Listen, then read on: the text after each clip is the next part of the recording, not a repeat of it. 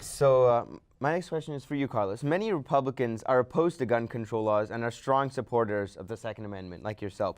Why do you think that granting people more access to guns and perhaps even encouraging people to own and use guns is better for the safety and security of our people? Well, readily available information and training always is better and more safe for our people, especially when firearms are so ingrained in our culture and in our everyday life. They do play a role every day because they protect our communities, they protect our homes.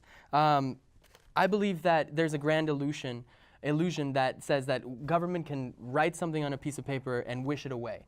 Guns cannot be like this. If we've learned anything from prohibition in alcohol or drugs, is that you can't just simply say, we want this stuff to go away, so we're going to write a law about it. A recent example of this is in 1994, Bill Clinton signed into law the federal assault weapons ban, and it banned some different types of weapons like the AR-15 and the AK-47, as well as some high-capacity magazines, which is the same prescriptions that we get from the anti-gun advocates today.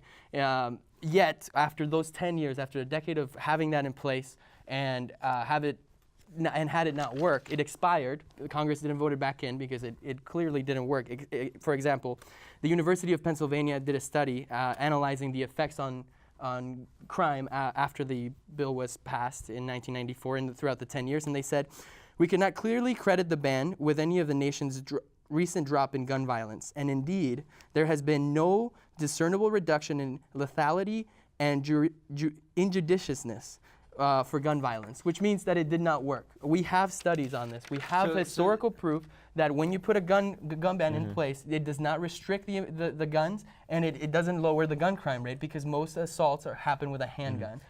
So just to clarify, you don't think that the government or laws can play any significant role in decreasing gun violence at all? Oh, they can definitely. I agree, but not the way that they've been doing. The way that gun advocates prescribe their solution to the violence is to do something that hasn't been working, to do the same things over and over, have it not work, and then try to do it over again. I think we need to go different directions. I think education and readily available information on how to use guns, how to be trained, and how to shoot a gun is the best way to fight against these misuses of those tools. Great, thank you. Michael, what are your thoughts? How do you think we can be using laws and the government as a tool to try and reduce gun violence? So I actually find it interesting that Carlos would bring up the 10-year ban that we had on those on military-style assault rifles. Because during those 10 years of that ban, the percentage of assault rifles traced to crime fell by 66%. That itself shows that it works. And another ban that very few people talk about is the 80-year ban that we've had on machine guns, sawed-off shotguns, silencers, grenades, and bombs. These are all weapons that are made for war, not civilian use, and that 80-year ban that we have had has worked. You don't see crimes being committed with machine guns. You don't see holdup of a Circle K with a grenade because there is no market for these weapons anymore. They've been completely eliminated from our streets, and there's other laws that we can be doing that or could be passing that could address it that aren't directly related to guns, and that's our mental health services. We should be funding mental health services and identifying people who have mental illnesses.